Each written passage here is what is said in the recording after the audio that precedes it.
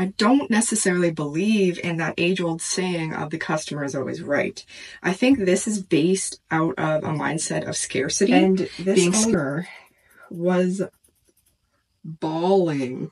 Hey friends, in today's video, I'm going to tell you the story of how I fired a client over her dog's eyelashes, among many other things, and we will also discuss why the customer is not always right. If that interests you, just stay tuned. So right now I am grooming Tucker and his two siblings that are on the ground, so if you hear any weird noises, that may be why.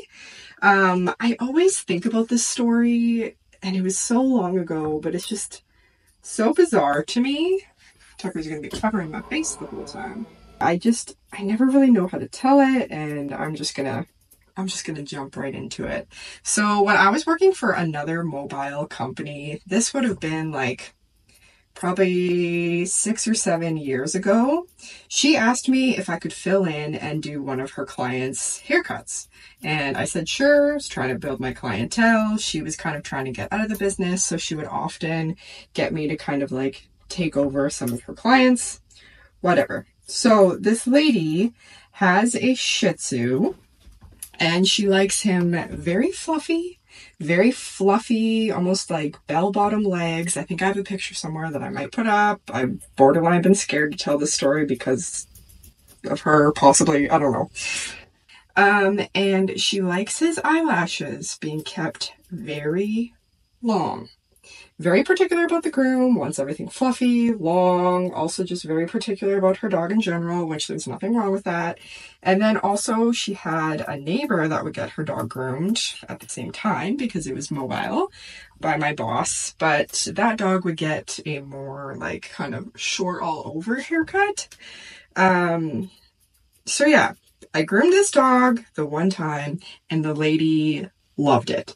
She loved how I did it. No offense to my boss at the time. I don't even think she's grooming anymore.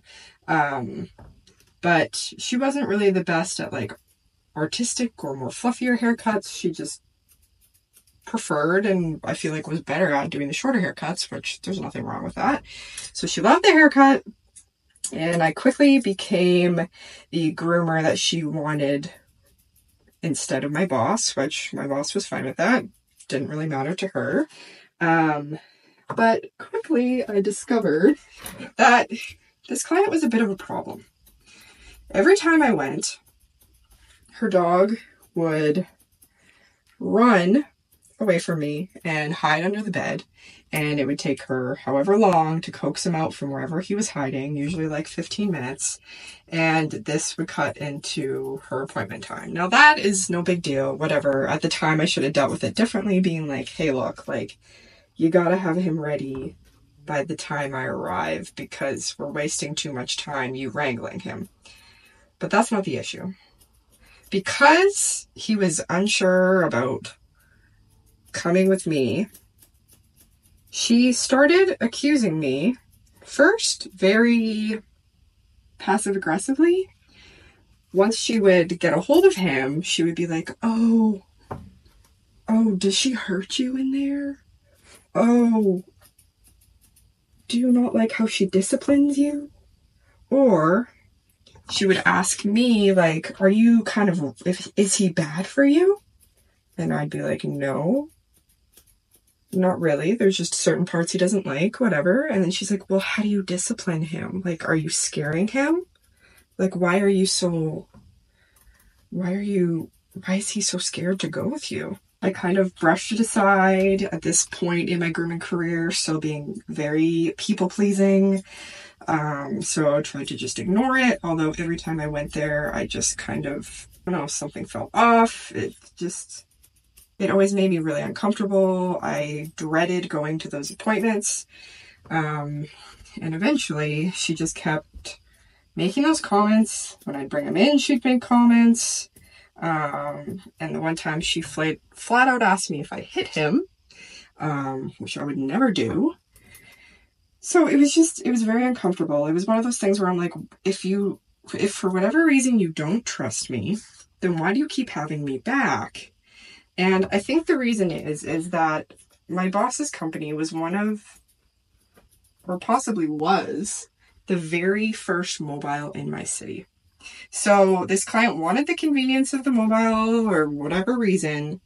And then I think she just kind of put up with my boss's grooming abilities because of the convenience. So then now that she has me, where she prefers how I groom her dog, and she still gets to have the mobile convenience part of it, I think she's trying to put up with me. I don't know why she doesn't have trust in me. I mean, at this point in my career, I'm in like my early 20s, so I was like, maybe she thinks I'm just too young, like, I don't know. But it just, the vibe was always really weird. And then I wish I had like a recording of this phone call or something. But my friend Allie was driving us somewhere, and this client called me or left a message and said I needed to call her back for whatever reason. We were talking over the phone, which I usually try to avoid that, and I have a different video planned about that. So I called her back while my friend, or answered, I don't remember, while my friend was driving. And this owner was bawling about how I cut her dog's eyelash. Like the last time I groomed him, this was like 2 weeks after I groomed him, not even right away. How I cut her dog's eyelashes short. And if it was a mistake, that's okay. But she's mad because I didn't tell her. And I was very confused because there was no accidental, I cut the eyelashes too short. I, as far as I know, cut them exactly how I always do. And she never had a problem with them. I would just like trim them a little bit. But she wanted them left as long as possible. And it was just a very bizarre situation because I didn't even know what to say because I didn't believe what she was claiming I did. But I was trying to be professional, and she was clearly very upset. So I apologized and kind of just, I don't know, took one for the team, I guess, went along with it and was like, I'm sorry. So I did tell my boss about that interaction. My boss was kind of shocked by it. She's like, oh, I've never had problems with her. When I told her about all the things she had been saying at the appointments, insinuating and actually asking if I had ever hit her dog. So it was just very bizarre. I think I went back one more time to groom her dog. And I think that was the time where she flat out asked me, like, oh, do you hit him? I felt very uncomfortable, and I was like, you know what? No, I'm not coming back to this place. So I believe when she tried to rebook with me, I called back.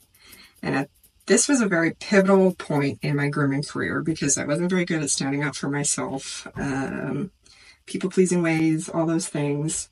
So for whatever reason, I decided, like, this is enough. I was uncomfortable enough that I didn't want her as a client anymore. Because I didn't work for myself, I kind of had to get the okay from my boss. And she's like, yeah, I'll take her back on if you want, like, whatever.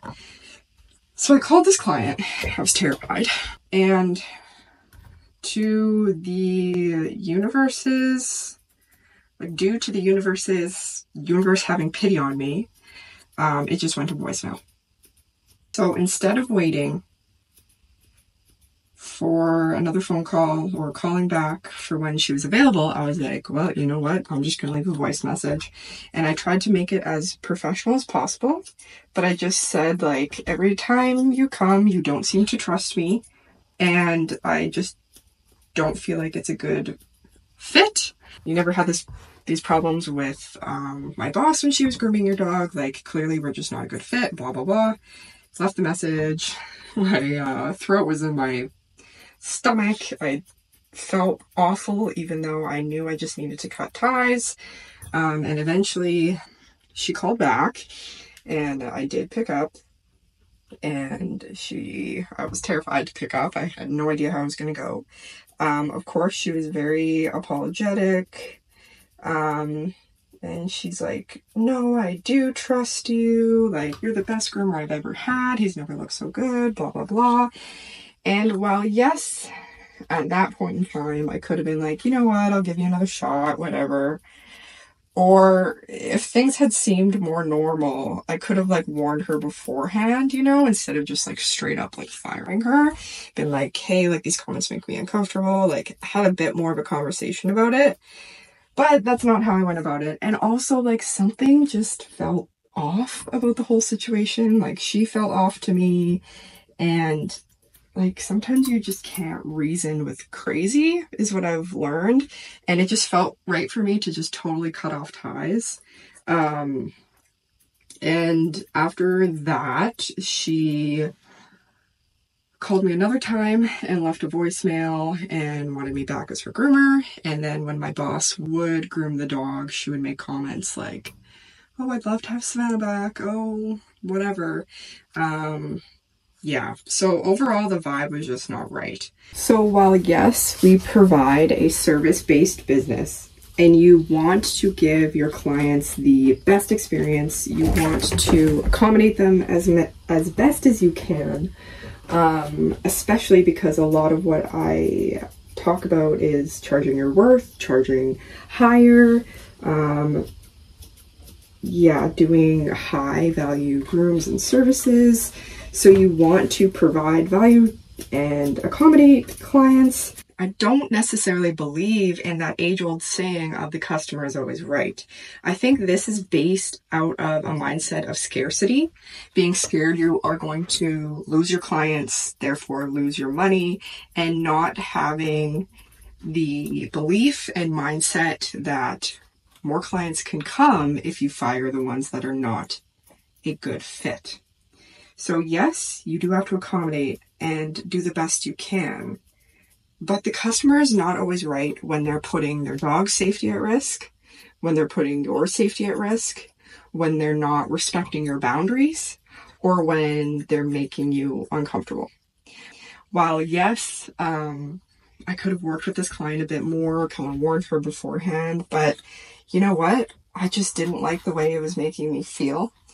My boss understood, and I just wasn't willing to give her more chances. Something about the situation just didn't feel right, and you need to follow that gut instinct. And where this does get sticky is if you don't own your own business, then you are kind of at the mercy of your employer or your boss supporting you in firing clients. Perhaps they don't understand. But it is very important to stand up for yourself. If you have a workplace that isn't going to stand behind you, then it is not the place for you. Maybe it's time to think about doing your own thing. And if you do own a business, your boundaries don't have to make sense to other people. If you don't like grooming a certain type of dog and someone inquires, you don't have to explain why. Just say, I don't groom Cocker Spaniels. Sorry.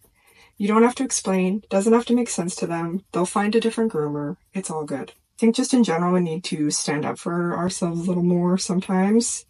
And hopefully this video showed you guys, like, you don't have to take that passive aggressive client if it makes you feel uncomfortable. Yeah, if you have any weird stories about why you fired a client, please let me know. I seriously wish I had the phone call between me and her when she was like bawling, losing her mind over her dog's eyelashes that I am like 99% sure I didn't cut and then knock over.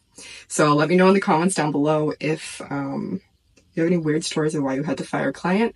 Thank you so much for watching today, and I will see you guys in my next video. Bye guys.